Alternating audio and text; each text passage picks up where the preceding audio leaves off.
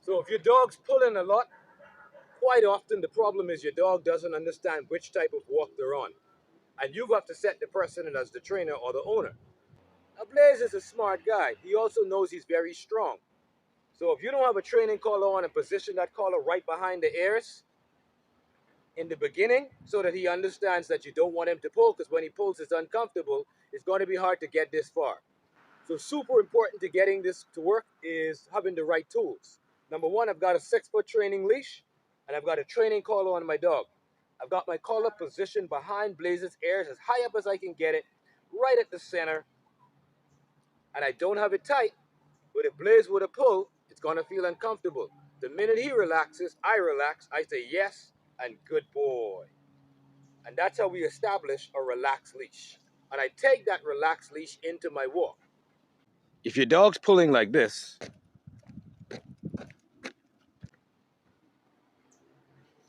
a lot of the problems with our dogs pulling has to do with us not clearly defining for our dogs what type of walk they're on. When you have a large dog and they're pulling on the leash, to them it may not feel that they're pulling that much. Of course, oftentimes they're not even pulling at their full strength. However, if you give them the impression that it's okay to pull by following them, then the situation just gets worse and worse as time goes by. So your first order of business is to clarify which type of walk you're on. There are two main types of walks. Either it's a controlled walk or a casual walk. So most times when you're training, most people start off with a casual walk, which means they allow their dogs to kind of lead the walk, let them know when they want to poop by walking to the spot. So if you're not familiar with training techniques, that could lead you into some problems, just as I discussed before, with your dog pulling a lot in order just to tell you where they want to go. So here's what you're going to do. First, you're going to start off all of your walks with control, meaning your dog's going to be positioned in the magic spot by your left side. So your first position is called the agreement. It's pretty much teaching your dog to stay put indefinitely. The rules are simple. I stand, you sit. Of course, before you get the benefit of having your dog on your left side, you're going to want to use a training collar. There are different types of training collars. You got a martingale, you got a slip knot, which is a leash and training collar in one. You got the standard training collar that we all know from back in the 70s. And of course, you have the head halter or the gentle leader, which is a head collar. But so pick whatever collar you want. But once you get a training collar, then you're in the right position to get started. So I'm going to position Blaze by my left side in the magic spot. Blaze, right here. Good boy. Now you're going to want to have a treat. It's going to be very advantageous to you to have a reward. So we've got Blaze here, and I want to teach Blaze where the magic spot is. So I'm going to put out a reward, and I'm going to lure Blaze over to me. So once I got Blaze's attention, I'm going to lure Blaze into a sit. Good boy. Right by my left side. All right. Blaze did a nice cool handshake there. Alrighty, so I got Blaze by my left side. I'm going to say yes. Good boy. Let him know that he doesn't have to give me a handshake to get the treat. Just stay seated. Now, if Blaze were to get up, I'm not going to repeat myself. I'm just going to either use my reward option and guide him back into the sit by arcing my hand above his head so he looks up, or I'm going to pull up, push down on the butt. Now, let's see how he does with a distraction, which is a car. Good boy. Yes. Another one. Good boy. Yes. Good boy. All right, so the second position or the second routine that I want to work on is called Watch Me. And it's getting Blaze to give me some eye contact or focus. Watch me. Yes. Now, once he looks up, you drop that treat down so you can solicit more eye contact. Now, if you notice, I'm not giving Blaze the treat. I got this treat in my hand, snug, nice and tight, in between my middle finger and my index with my thumb over it. Watch me. Yes. Good job. So now we're ready to start walking because we've set our dog up in the magic spot and we've established some level of orientation. So when I do a controlled walk, I'm going to walk forward with the option of a reward. I'm going to keep my dog by my left side by tapping back on the leash over and over again as I walk at a slow, steady pace. And I'm going to say the command, Blaze heel. Blaze heel. Good boy.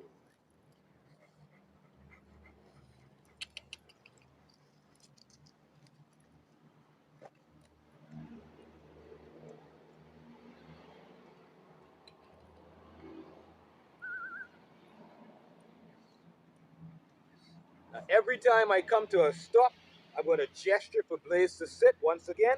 Say yes, and good boy. What really helps with this is to change direction if your dog pulls a lot. So if my dog pulls this way, I'm going to turn and go the opposite direction.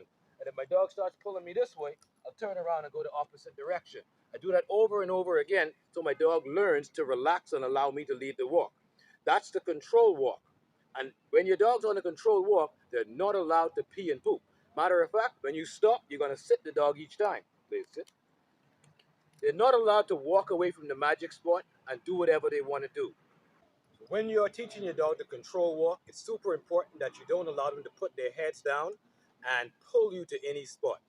Because that's the issue why you're having a problem with the pulling to begin with, because your dog thinks it's okay to lead the walk with pulling.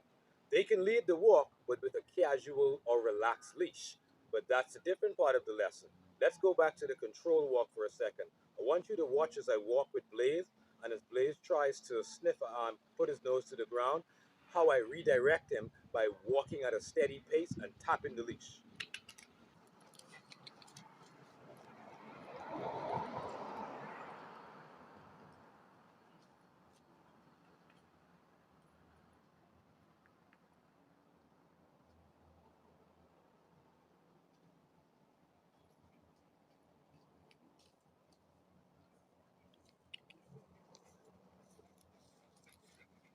We want our dogs to know the difference between the control walk and the casual walk.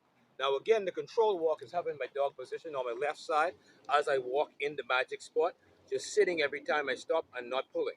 The casual walk, however, my dog can lead the walk by being in front. However, no pulling's allowed.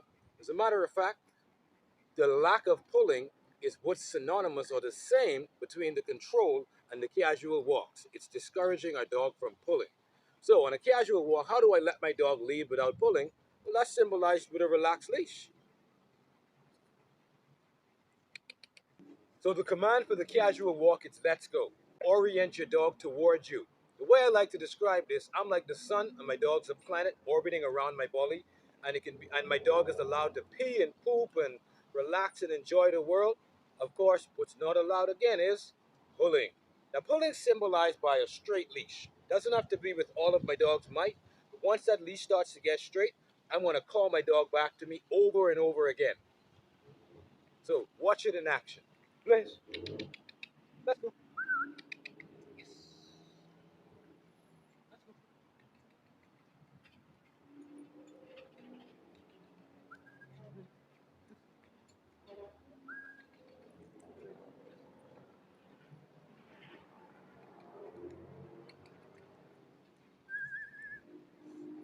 So even if my dog is not pulling, we got to remember this is a training routine.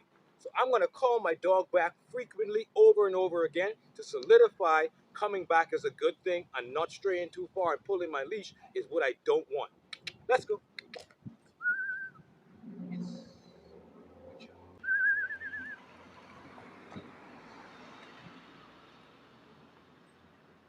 Now, if we have a situation where my dogs are just ignoring me and could care less about my treat, the strategy is to walk backward and gather the leash. And how do I know when to use the command let's go and to walk backward and gather my leash? Whenever my dog's pulling, whichever direction my dog's pulling, I'm going the opposite.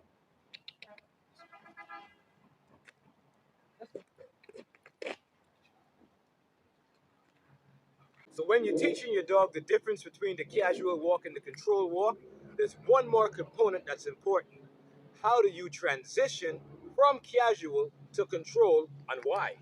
Well, let's say I'm doing casual, let's go, and a car's coming. I'm going to call my dog to me, sit out of harm's way using a recall. I'm going to sit my dog in front of me and swing my dog, swing back to my left side into a control setting, which this is again is the agreement. So I'm going to swing my dog back into the agreement so I can now do a control walk so that my dog's safe. Please heel.